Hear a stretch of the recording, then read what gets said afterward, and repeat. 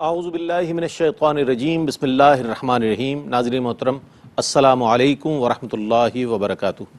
قرآن کریم کی تلاوت، ترجمہ اور تفسیر پر مشتمل اس پروگرام پیغام قرآن کے ساتھ میں ہوں آپ کا میزبان محمد رئیس احمد۔ ناظرین گرامی، ماشاءاللہ آج 7ویں پارے کا آغاز ہو رہا ہے اور سورہ مائدہ جو ہے وہ جاری و ساری ہے۔ آج آیت نمبر 83 تا 113 کی تلاوت انشاءاللہ کی جائے گی، ترجمہ پیش کیا جائے گا اور تفسیر و خلاصہ پیش کیا جائے گا۔ آپ جانتے ہیں کہ ہمارے درمیان ملک کے ممتاز و معروف قاری جناب قاری نعمان نعیمی صاحب تشریف فرما ہوتے ہیں۔ السلام علیکم ورحمۃ اللہ وبرکاتہ۔ وعلیکم السلام ورحمۃ اللہ وبرکاتہ۔ اور ناظرین محترم، ان آیات بینات کی تفسیر کے لیے تشریف فرما ہوتے ہیں حضرت علامہ محمد شہزاد مجددی صاحب۔ السلام علیکم ورحمۃ اللہ وبرکاتہ۔ وعلیکم السلام ورحمۃ اللہ وبرکاتہ۔ تلاوت کلام الرحمن کے لیے ہمارے درمیان موجود ہیں ممتاز و معروف قاری جناب قاری نعمان نعیمی۔ بسم اللہ۔ اعوذ باللہ من الشیطان الرجیم، بسم اللہ الرحمن الرحیم۔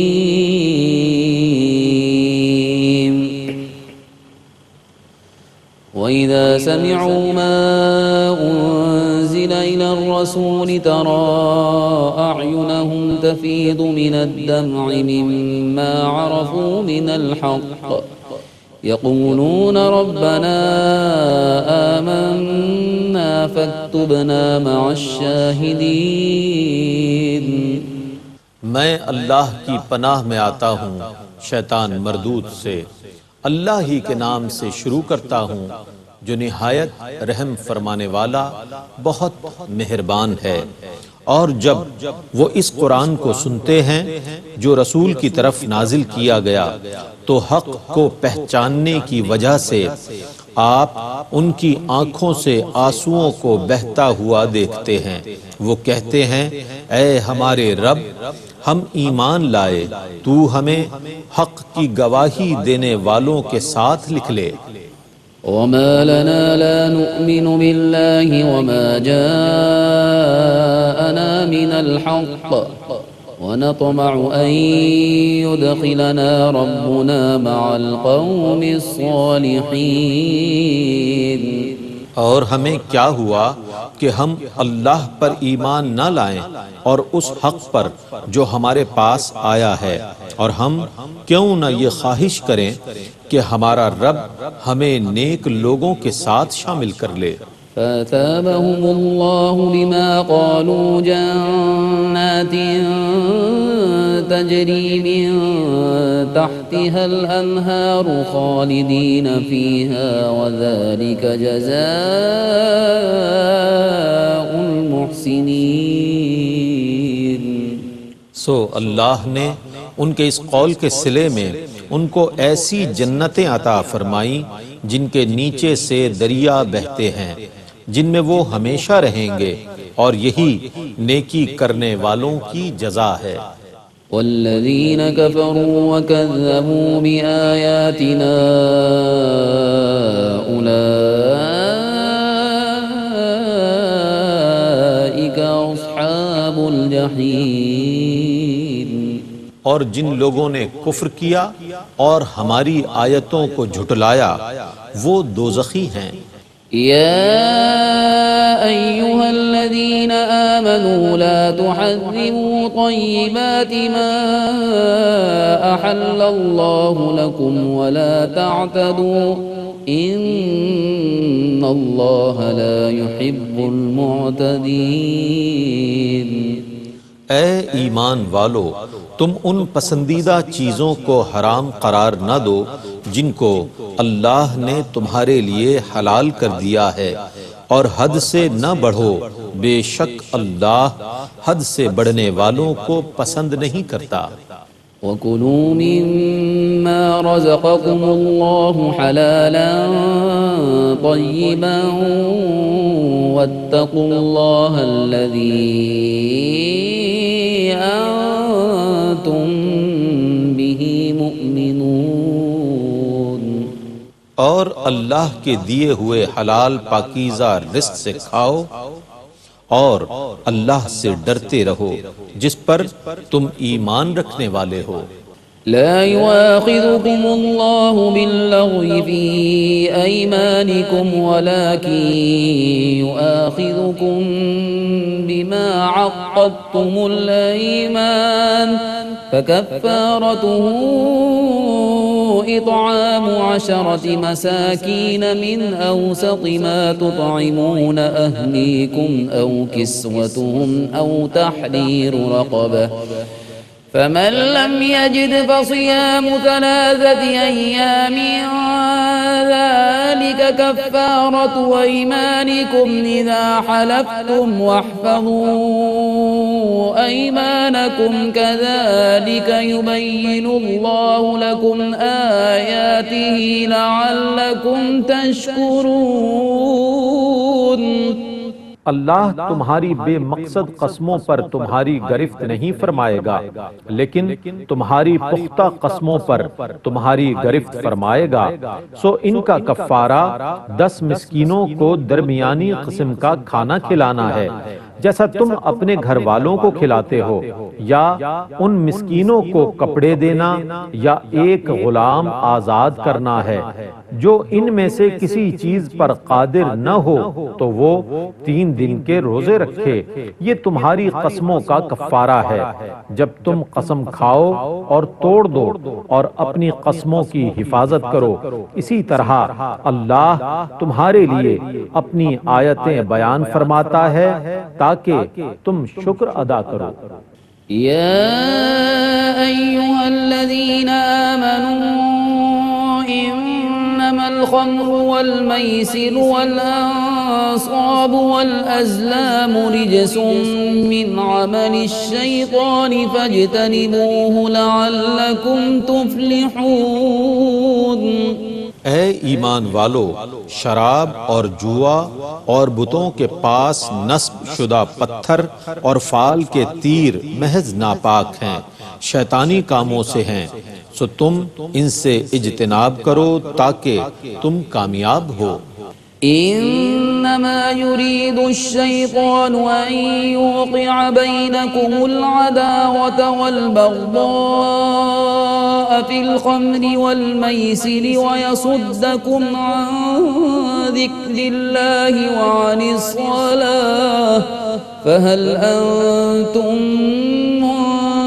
منتهون. شیطان صرف یہ چاہتا ہے کہ شراب اور جوئے کے ذریعے تمہارے درمیان بغض اور عداوت پیدا کر دے اور تمہیں اللہ کی یاد اور نماز سے روک دے. تو کیا تم باز آنے والے ہو؟ وَأَطِيعُوا اللَّهَ وَأَطِيعُوا الرَّسُولَ وَاحْذَرُوا فَإِن تَوَلَّيْتُمْ فَاعْلَمُوا أَنَّمَا عَلَى رَسُولِنَا الْبَلَاغُ الْمُبِينُ. اور اللہ کا حکم مانو اور رسول کا حکم مانو اور محتاط رہو. پھر اگر تم نے حکم عدولی کی تو جان لو کہ ہمارے رسول پر تو صرف احکام کو صاف طور سے پہنچا دینا ہے. ليس على الذين آمنوا وعملوا الصالحات جناح فيما طعموا إذا ما اتقوا وآمنوا وعملوا الصالحات ثم اتقوا وآمنوا ثم اتقوا وأحسنوا والله يحب المحسنين. ایمان والے اور نیک عمل کرنے والے جو کچھ پہلے کھا پی چکے ہیں اس سے ان پر کوئی باز پرس نہیں ہوگی، بشرط یہ کہ وہ اللہ سے ڈرتے رہے اور ایمان پر برقرار رہے اور نیک عمل کرتے رہے، پھر اللہ سے ڈرتے رہے اور بدستور ایمان پر قائم رہے، پھر اللہ سے ڈرتے رہے اور اچھے کام کرتے رہے، اور اللہ اچھے کام کرنے والوں کو پسند کرتا ہے. يا أيها الذين آمنوا ليبلونكم الله بشيء من الصيد تناله أيديكم ورماحكم ليعلم الله من يخافه بالغيب فمن اعتدى بعد ذلك فله عذاب أليم۔ اے ایمان والو، اللہ تم کو ضرور ایسے شکار سے آزمائے گا جس تک تمہارے ہاتھ اور تمہارے نیزے پہنچ سکیں، تاکہ اللہ یہ ظاہر کر دے کہ کون اس سے غائبانہ ڈرتا ہے۔ سو جس نے اس تنبیہ کے بعد حد سے تجاوز کیا، اس کے لیے دردناک عذاب ہے۔ يا أيها الذين آمنوا لا تقتلوا الصيد وأنتم حرم، ومن قتله منكم متعمدا فجزاء مثل ما قتل من النعم يحكم به ذوى عدل منكم هديا بالغ الكعبة أو كفارة طعام مساكين أو عدل ذلك صياما ليذوق وبال أمره، عفى الله عما سلف ومن عاد فينتقم الله منه والله عزيز ذو انتقام۔ اے ایمان والو، حالت احرام میں شکار نہ مارو، اور تم میں سے جس نے عمدن شکار مارا تو جس جانور کو اس نے مارا ہے اس شخص کو مویشیوں میں سے اسی کی مثل قربانی کرنی ہوگی۔ تم میں سے دو منصف اس کی مثلیت کا فیصلہ کریں گے، دراں حال یہ کہ یہ قربانی کعبے کو پہنچنے والی ہو، یا اس پر چند مسکینوں کا کھانا ہے، یا ان کی تعداد کے برابر روزے رکھنا ہے، تاکہ وہ اپنے کرتوت کا مزہ چکھے۔ جو گزر گیا اس کو اللہ نے معاف کر دیا، اور جو دوبارہ یہ کام کرے گا تو اللہ اس سے انتقام لے گا، اور اللہ بہت غالب منتقم ہے۔ أحل لكم صيد البحر وطعامه متاعا لكم وللسيارة، وحرم عليكم صيد البر ما دمتم حرما، واتقوا الله الذي إليه تحشرون۔ تمہارے لیے سمندری شکار اور اس کا طعام حلال کر دیا گیا ہے، تمہارے اور مسافروں کے فائدے کے لیے، اور جب تک تم احرام میں ہو تمہارے لیے خشکی کا شکار حرام کر دیا گیا ہے، اور اللہ سے ڈرتے رہو جس کے حضور تم سب پیش کیے جاؤ گے۔ جعل الله الكعبة البيت الحرام قياما للناس والشهر الحرام والهدي والقلائد، ذلك لتعلموا أن الله يعلم ما في السماوات وما في الأرض وأن الله بكل شيء عليم۔ اللہ نے کعبے کو جو حرمت والا گھر ہے لوگوں کے قیام کا سبب بنا دیا، اور حرمت والے مہینے کو اور کعبے کی قربانی کو اور جانوروں کے گلوں میں پڑے ہوئے پٹوں کو، یہ اس لیے ہے کہ تم جان لو بے شک اللہ جانتا ہے جو کچھ آسمانوں میں ہے اور جو کچھ زمینوں میں ہے، بے شک اللہ ہر چیز کو بہت جاننے والا ہے۔ اعلموا ان اللہ شدید العقاب وان اللہ غفور رحیم۔ جان لو کہ اللہ کا عذاب بہت سخت ہے، اور یہ کہ اللہ بہت بخشنے والا، بے حد رحم فرمانے والا ہے۔ ما علی الرسول الا البلاغ واللہ یعلم ما تبدون وما تکتمون۔ رسول پر صرف حکم پہنچانا ہے، اور اللہ جانتا ہے جو کچھ تم ظاہر کرتے ہو اور جو کچھ تم چھپاتے ہو۔ قل لا يستوي الخبيث والطيب ولو أعجبك كثرة الخبيث فاتقوا الله يا أولي الألباب لعلكم تفلحون۔ آپ کہیے کہ پاک اور ناپاک برابر نہیں ہو سکتا۔ خواہ اے مخاطب تم کو ناپاک کی کثرت اچھی لگتی ہو، سو اے عقل والو تم اللہ سے ڈرتے رہو تاکہ تم فلاح پاؤ۔ يا أيها الذين آمنوا لا تسألوا عن أشياء إن تبد لكم تسؤكم وإن تسألوا عنها حين ينزل القرآن تبد لكم عفى الله عنها والله غفور حليم۔ اے ایمان والو ایسی باتیں نہ پوچھا کرو جو اگر تم پر ظاہر کر دی جائیں تو تم کو ناگوار ہوں، اور اگر تم ایسے وقت سوال کرو گے جب قرآن نازل کیا جا رہا ہو تو وہ تم پر ظاہر کر دی جائیں گی۔ اللہ نے ان سے درگزر کیا اور اللہ بہت بخشنے والا نہایت حلم والا ہے۔ قد سألها قوم من قبلكم ثم أصبحوا بها كافرين۔ تم سے پہلے ایک قوم نے اس قسم کے سوالات کیے تھے، پھر وہ لوگ انہی سوالات کی وجہ سے کفر میں مبتلا ہو گئے۔ ما جعل الله من بحيرة ولا سائبة ولا وصيلة ولا حام ولكن الذين كفروا يفترون على الله الكذب وأكثرهم لا يعقلون۔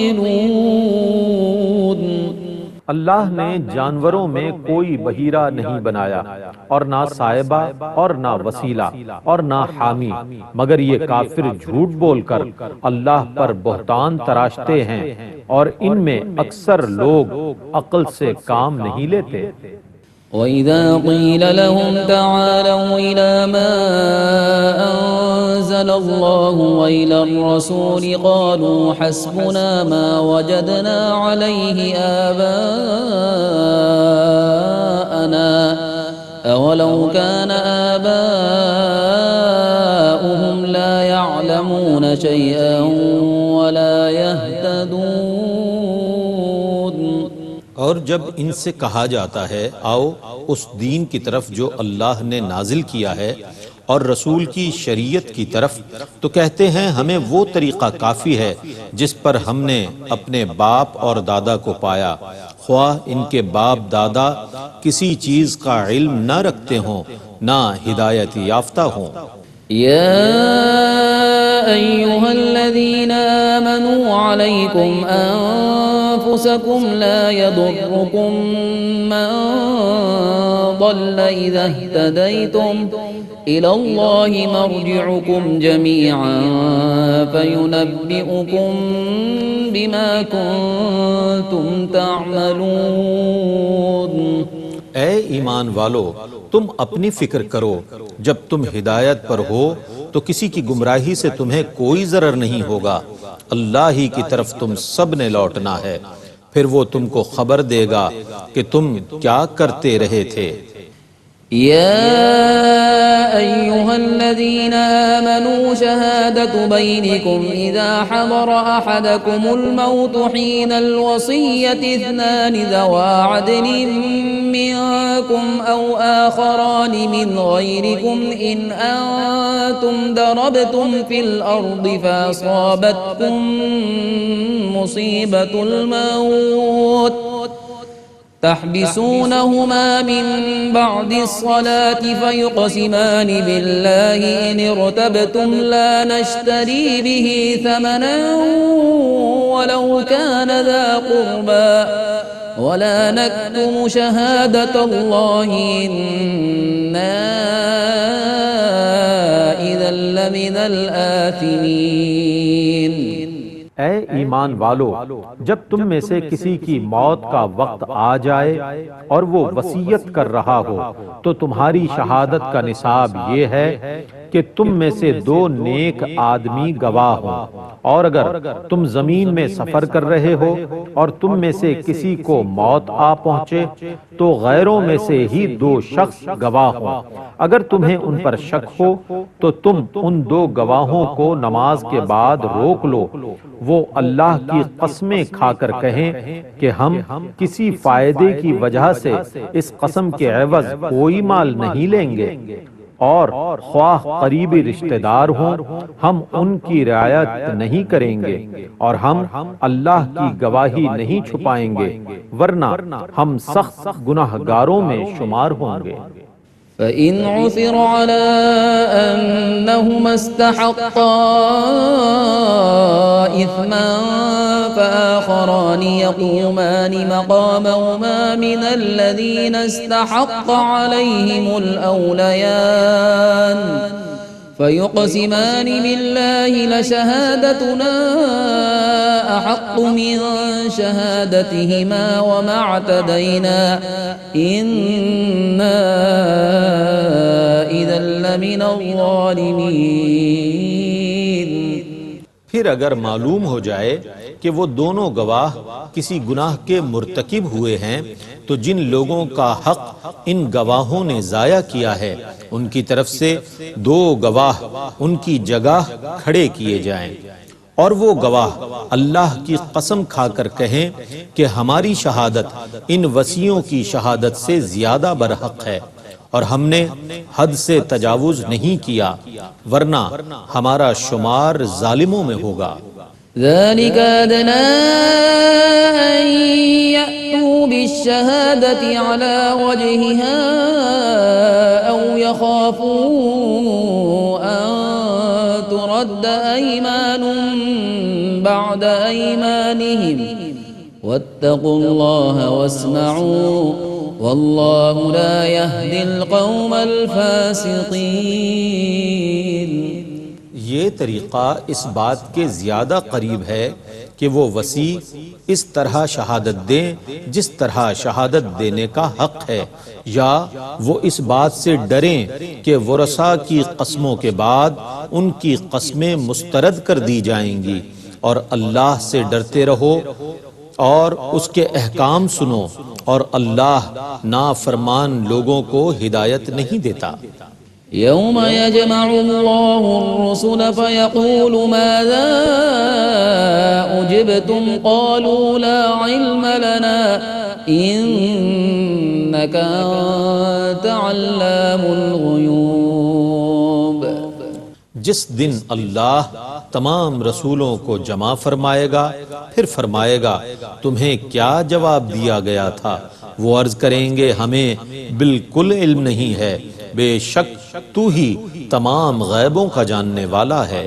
إذ قال الله يا عيسى ابن مريم اذكر نعمتي عليك وعلى والدتك إذ أيدتك بروح القدس تكلم الناس في المهد وكهلا وإذ علمتك الكتاب والحكمة والتوراة والإنجيل وَإِذْ تَخْلُقُ مِنَ الطِّينِ كَهَيْئَةِ الطَّيْرِ بِإِذْنِي فَتَنفُخُ فِيهَا فَتَكُونُ طَيْرًا بِإِذْنِي وَتُبْرِئُ الْأَكْمَهَ وَالْأَبْرَصَ بِإِذْنِي وَإِذْ تُخْرِجُ الْمَوْتَى بِإِذْنِي وَإِذْ كَفَفْتُ بَنِي إِسْرَائِيلَ عَنكَ إِذْ جِئْتَهُم بِالْبَيِّنَاتِ فقال الذين كفروا منهم إن هذا إلا سحر مبين۔ جب اللہ فرمائے گا اے عیسیٰ ابن مریم تم اپنے اوپر اور اپنی ماں کے اوپر میرے احسان کو یاد کرو، جب میں نے روح القدس سے تمہاری مدد کی، تم گہوارے میں بھی لوگوں سے کلام کرتے تھے اور پختہ عمر میں بھی، اور جب میں نے تم کو کتاب، حکمت، تورات اور انجیل کا علم دیا، اور جب تم میرے حکم سے مٹی سے پرندے کی صورت بناتے تھے، پھر تم اس میں پھونک مارتے تھے تو وہ میرے حکم سے پرندہ ہو جاتی تھی، اور تم میرے حکم سے مادرزاد اندھوں اور برس کے مریضوں کو تندرست کرتے تھے، اور تم میرے حکم سے مردوں کو نکالتے تھے، اور میں نے ہی تم کو بنو اسرائیل سے بچایا جب تم ان کے پاس روشن معجزات لے کر گئے۔ تو ان میں سے کافروں نے کہا یہ کھلے ہوئے جادو کے سوا اور کچھ نہیں ہے۔ وَإِذْ أَوْحَيْتُ إِلَى الْحَوَارِيِّينَ أَنْ آمِنُوا بِي وَبِرَسُولِي قَالُوا آمَنَّا وَاشْهَدْ بِأَنَّنَا مُسْلِمُونَ۔ اور جب میں نے حواریوں پر الہام کیا کہ مجھ پر اور میرے رسول پر ایمان لاؤ، تو انہوں نے کہا ہم ایمان لائے، اور اے اللہ تو گواہ ہو جا کہ بے شک ہم مسلمان ہیں۔ إذ قال الحواريون يا عيسى ابن مريم هل يستطيع ربك أن ينزل علينا مائدة من السماء قال اتقوا الله إن كنتم مؤمنين۔ جب حواریوں نے کہا اے عیسیٰ ابن مریم، کیا آپ کا رب ہم پر آسمان سے خوان نازل کر سکتا ہے؟ عیسیٰ نے کہا اللہ سے ڈرو اگر تم ایمان والے ہو۔ قالوا نريد أن نأكل منها وتطمئن قلوبنا ونعلم أن قد صدقتنا ونكون عليها من الشاهدين۔ انہوں نے کہا ہم تو یہ چاہتے ہیں کہ ہم اس خوان سے کھائیں اور ہمارے دل مطمئن ہو جائیں، اور ہمیں یقین ہو جائے کہ آپ نے ہم سے سچ کہا تھا، اور ہم اس پر گواہی دینے والوں میں سے ہو جائیں۔ ماشاءاللہ ناظرین، آپ نے تلاوت کلام الرحمن سماعت فرمائی، ترجمہ سماعت فرمایا، اور اب ہم چلتے ہیں تفسیر کی جانب۔ تفسیر فرمائیں گے حضرت علامہ محمد شہزاد مجددی صاحب جناب۔ بسم اللہ الرحمن الرحیم، الحمدللہ رب العالمین، والصلاة والسلام علی اشرف الانبیاء والمرسلین وعلی آلہ وصحبہ اجمعین۔ ناظرین مکرم، 7واں پارہ سورہ المائدہ۔ مائدہ آپ جانتے ہیں دسترخوان کو کہتے ہیں، اور صورتوں کی نسبتیں اسی اعتبار سے قرآن پاک کے اندر موجود ہیں۔ یہاں آغاز ہو رہا ہے وَإِذَا سَمِعُوا سے، اور جب سنتے ہیں وہ جو رسول کی طرف اترا تو ان کی آنکھیں دیکھو کہ آنسوؤں سے ابل رہی۔ یہ قرآن پاک کا ایک اعجاز بھی ہے اور خاصہ بھی ہے کہ جو اسے پڑھتا ہے اور جو اسے سنتا ہے اس پر معجزانہ انداز سے قرآن اثر انداز ہوتا اور براہ راست دلوں پر اثر انداز ہوتا۔ اور جب کوئی کلام دلوں پر اثر انداز ہوتا ہے تو اس کا اظہار آنکھیں کیا کرتی ہیں۔ دل متاثر ہو تو وجود جو ہے ہمارا ظاہری جسم جو ہے یہ کسی نہ کسی طرح اس کا ایکسپریشن دیتا ہے اور ایکسپریس کرتا ہے، اور خاص طور پر آنکھیں جو ہیں وہ آنسوؤں کی شکل میں اس کا اظہار کر رہی ہوتی ہیں۔ اس کیفیت کو اللہ تبارک و تعالیٰ نے یہاں بہت سراہا ہے، اور جن لوگوں کو یہ خشوع کی اور خشیت کی کیفیت نصیب ہوتی ہے یقیناً وہ اللہ کے مقرب ہوتے ہیں، اللہ کے دوست ہوتے ہیں۔ اللہ رب العزت ہمیں بھی یہ سوز اور یہ گداز نصیب فرمائے، اور خاص طور پر قرآن پاک کے ساتھ تعلق کا یہ خوبصورت نتیجہ ہے۔ یہاں ذکر ہو رہا ہے ان لوگوں کا جو اہل کتاب تھے لیکن نصارہ میں سے تھے، اور ان کے سامنے قرآن پاک کی تلاوت کی گئی، آیات پڑھی گئیں، تو فرمایا ترا اعینہم تفیض من الدم۔ آپ نے دیکھا کہ آنسوؤں سے ابل رہی ہیں ان کی آنکھیں۔ وجہ کیا ہے؟ اس لیے کہ وہ حق کو پہچان گئے، مما عرفوا من الحق۔ اور پھر کیا کہتے ہیں؟ ربنا آمنا فاکتبنا مع الشاہدین۔ اب اس گداز نے ان کے اندر میلان حق کو پیدا کیا۔ طبعا گداز ایک ایسی چیز ہے اور اس کی ضد کساوت ہے، سختی۔ جب دل سخت ہو جاتے ہیں تو پھر وہ حق کی طرف مائل نہیں ہوتے، اور جب دل نرم ہو جاتے ہیں تو حق کو جلدی قبول کر لیتے ہیں۔ اس لیے اس پر بہت زور ہے کہ اصول ہے دنیا میں بھی دین میں بھی کہ چوٹ اس وقت لگائی جائے جب لوہا گرم بھی ہو، اور گرم ہونا اس لیے کہ وہ نرم ہو چکا ہوتا ہے، پھر وہ چوٹ کام کر رہی ہوتی ہے۔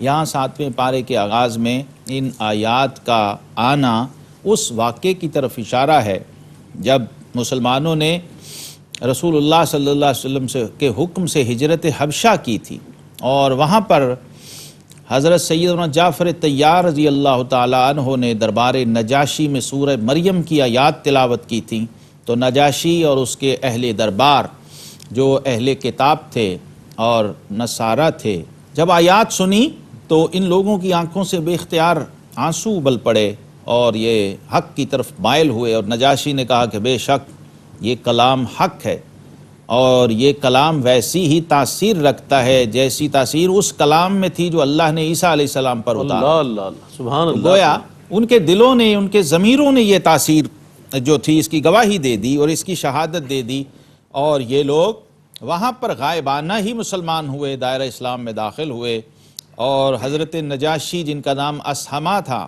رضی اللہ تعالیٰ عنہ، صحابیت کا شرف انہیں حاصل ہو گیا غائبانہ ہی، یعنی مسلمان ہو گئے۔ حالانکہ صحابی کے لیے تو شرط ہے کہ اس نے صحبت پائی ہو، لیکن رسول اللہ صلی اللہ علیہ وسلم نے اتنا اکرام فرمایا اس شخص کا کہ جب وہاں وفات ہوئی تو حضور علیہ السلام نے مدینہ طیبہ میں فرمایا کہ آؤ تمہارے بھائی نجاشی کا جنازہ ادا کرتے۔ اللہ یہ واحد نماز سیرت طیبہ میں جو حضور علیہ السلام نے غائبانہ ادا فرمائی، ورنہ اس کے علاوہ غائبانہ نماز جنازہ کا کوئی تصور اسلام میں نہیں تھا۔ اور اس پر بھی علماء نے لکھا ہے کہ لوگوں کے لیے وہ غائبانہ تھی، لیکن اللہ کے حبیب کے لیے وہ شاہدانہ تھی، واہ واہ واہ۔ کیونکہ وہاں میت سامنے ہوتی ہے، اور جب جنازہ پڑھا جاتا ہے تو اس میں کہا جاتا ہے کہ حاضر اس میت کے ہم دعا کرنے لگے، جی، جو میت سامنے رکھی ہوتی ہے۔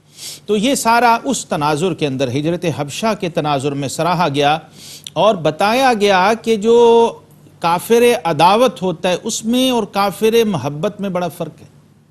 یہ تقسیم بھی اہل علم نے کی ہے، یعنی جیسے یہود ہیں تو وہ بغض انبیاء میں کفر میں مبتلا ہیں، اور جو نصارہ ہیں وہ حب عیسیٰ علیہ السلام میں کفر میں مبتلا۔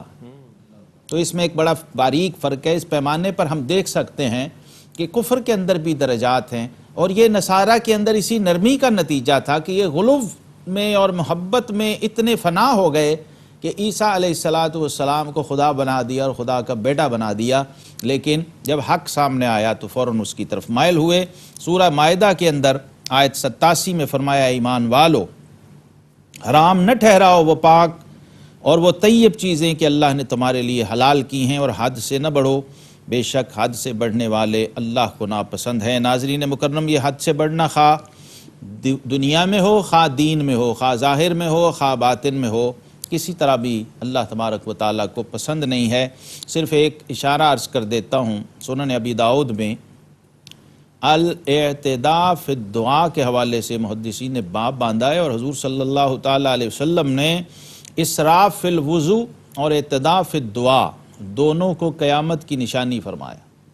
یعنی وضو میں بے تحاشا پانی بہانا اور ضائع کرنا، بظاہر تو ایک عبادت کے لیے بندہ تیار ہو رہا ہے، لیکن جب پانی ضرورت سے زیادہ ضائع ہو تو وہ حرام ہے، ناجائز ہے اور گناہ ہے۔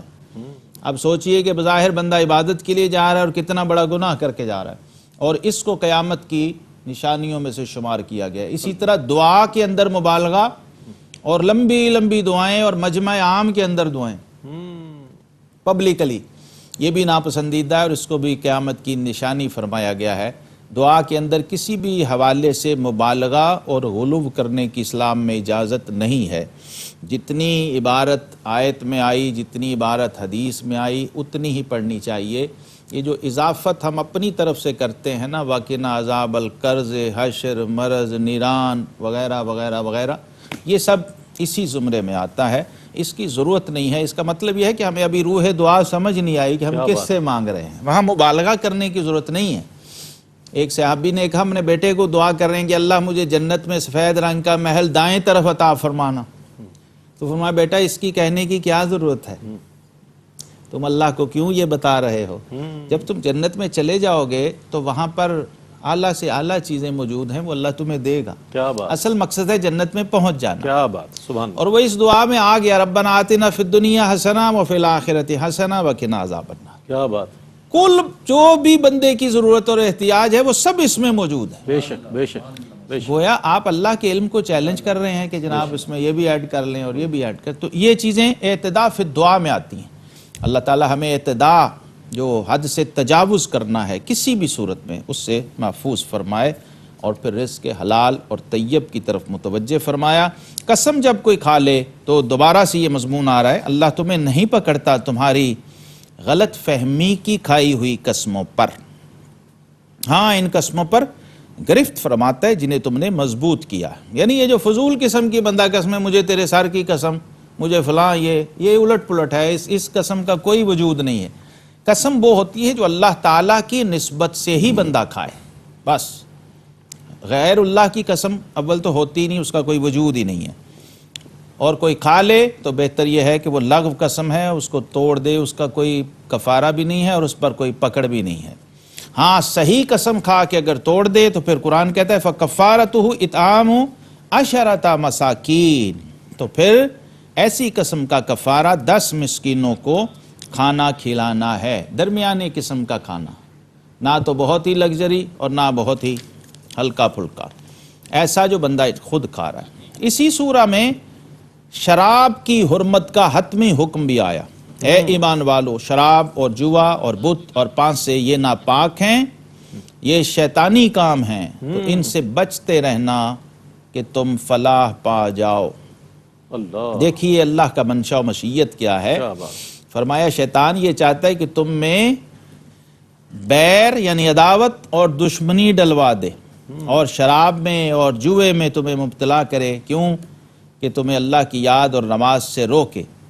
تو فرمایا فَهَلْ أَنْتُمْ مُنْتَهُونَ، چونکہ یہ حکم بتدریج آیا تھا اس لیے، اور سیدنا فاروق اعظم رضی اللہ عنہ کے موافقات عمر میں سے ہے یہ بھی، واہ واہ واہ، جب وہ بار بار کہتے تھے نا اللہ تبارک و تعالی اللہم بین لنا بیانا شافیا فی الخمر، حتمی طور پہ کہا مولا آپ بالکل دو ٹوک اور واضح حکم نازل فرما دے شراب کی حرمت کے بارے میں۔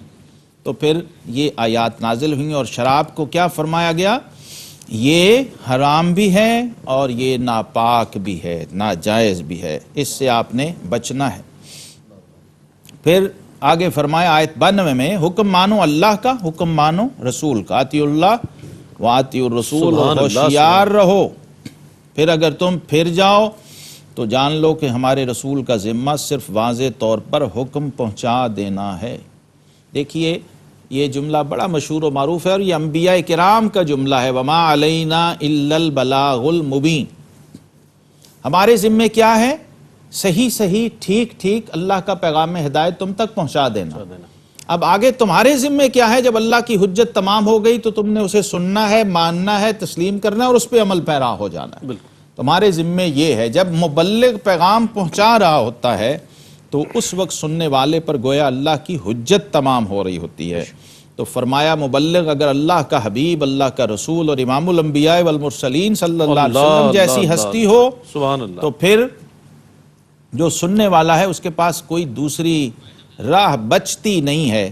آقا کریم علیہ الصلوۃ والسلام کے لیے اس میں تشفی کا سامان بھی فراہم کیا، فرمایا کہ حبیب اگر یہ نہیں سنتے ہیں اور نہیں مانتے ہیں تو جان لو کہ ہمارے رسول کا ذمہ صرف اور صرف واضح طور پر پہنچا دینا ہے، اللہ کی اطاعت، یعنی اللہ کے حبیب کو، اللہ کے پیغمبر کو، اللہ کے رسول کو، اللہ کے مبلغ یا ولی یا عالم دین کو نہ ماننے سے اور اس کی نہ ماننے سے اس کا کچھ نہیں جاتا، اس کا کوئی نقصان نہیں ہوتا۔ حقیقت میں خسارہ تو انہی لوگوں کو ہے جو منکرین ہیں، جو اس پر عمل پیرا نہیں ہو رہے ہیں۔ آج یہ بھی ہمیں سمجھنا ہے، اس دور کے اندر لوگ یہ سمجھتے ہیں کہ شاید سورج کا انکار کر دیں گے تو سورج کا کوئی نقصان ہو جائے گا۔ حضرت رومی رحمہ اللہ فرماتے ہیں آفتاب آمد دلیل آفتاب، فرماتے ہیں سورج اپنے ہونے کی خود ہی دلیل ہے، اسے اور کسی اضافی دلیل کی ضرورت نہیں ہے،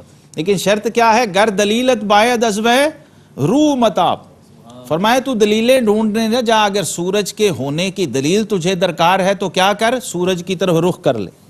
کیا بات ہے. بس سورج کو دیکھ، ایسا نہ ہو کہ سورج کی طرف پشت کر کے کھڑا اور کہے سورج کہاں ہے. یاد رہے کہ سورج کو کوئی فرق نہیں پڑتا اگر کوئی اس کی طرف پیٹ کر کے کھڑا ہو جاتا ہے. نقصان اس کا ہے جو سورج سے منہ پھیر رہا ہے، اس حق سے منہ موڑ رہا ہے. اور یہ بھی قرآن نے ناظرین مکرم دو ٹوک طریقے سے فرما دیا کہ لا یستوی الخبیث والطیب. فرمایا کبھی بھی پاک اور ناپاک، گندی چیز اور صاف ستھری چیز برابر نہیں ہو سکتی. اگرچہ گندی چیز کی کثرت تمہیں کتنی ہی بھائے تو اللہ سے ڈرو اے عقل والو کہ تم فلاح پا جاؤ. آج یہ دیکھیے، یہ ہم نے سمجھنا ہے، علم اور جہالت، نور اور اندھیرا، اور بینائی اور اندھا پن، کیا یہ برابر ہو سکتا ہے؟ پھول اور کانٹا، رات اور دن کبھی برابر نہیں ہو سکتے ہیں.